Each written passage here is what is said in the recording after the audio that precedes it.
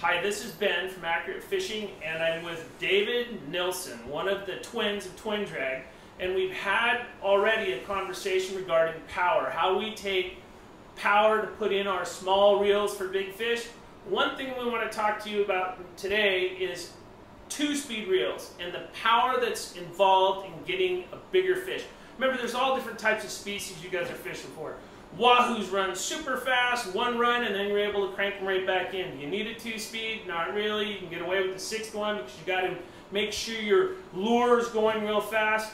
Remember, depending on the species is dependent on what the tackle you're taking. Now, tuna, you want a two-speed. So what we want to do today is we want to ask Dave and figure out exactly what goes in to make these two-speed reels for the type of fish that we're using.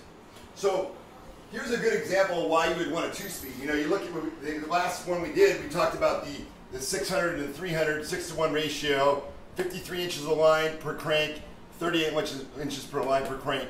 Now, on this reel here, if you got on a bigger fish, you know, and you couldn't turn the handle, that's where that second speed comes into effect. You know, we got our BX2 600 comes with a 2-to-1 on the low. You crank that baby in the low gear, you get 19 inches of line per crank.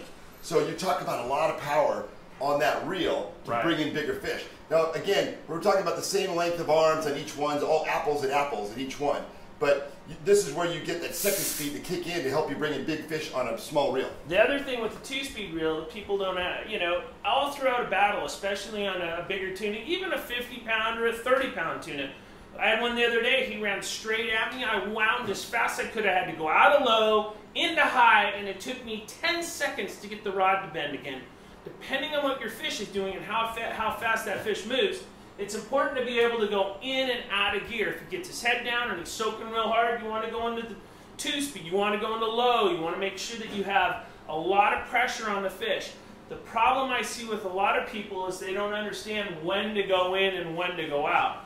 Your rod, if it goes straight, something's wrong. So go into high and wind until the rod's straight. The fish goes straight down, go back into low.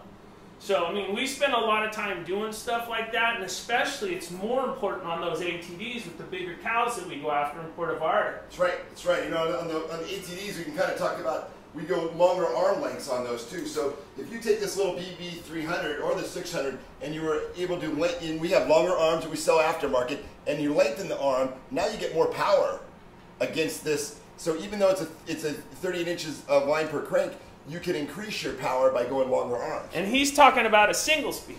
So when you talk about a single speed, I've heard several times with people that get the reels, we make 3 different sizes of arms and it's custom to get the longer arms. We see a lot of guys go to a longer arm on the single speed. What that does is it gives you the closest thing to a 2-speed for a single speed that you can get. And with the BB 300, I've heard several people talk about that because we can get so much drag out of it. So I want to make one thing clear though, when you get any different types of rods, or any type of reel that we have, the rod's super important. The more parabolic the rod, the better it is for you. It takes pressure off of you and puts it on the fish, and that's the cool thing with these little ones.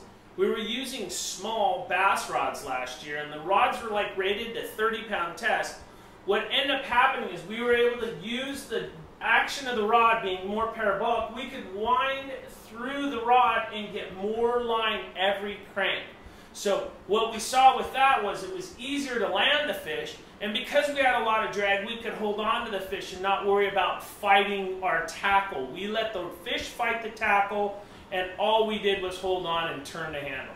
And that was fun times. Yep. Works every time. So if you guys are looking for more information, we're here for you. You can visit us at accuratefishing.com. We're made in the United States, and we like to fish hard. Thanks.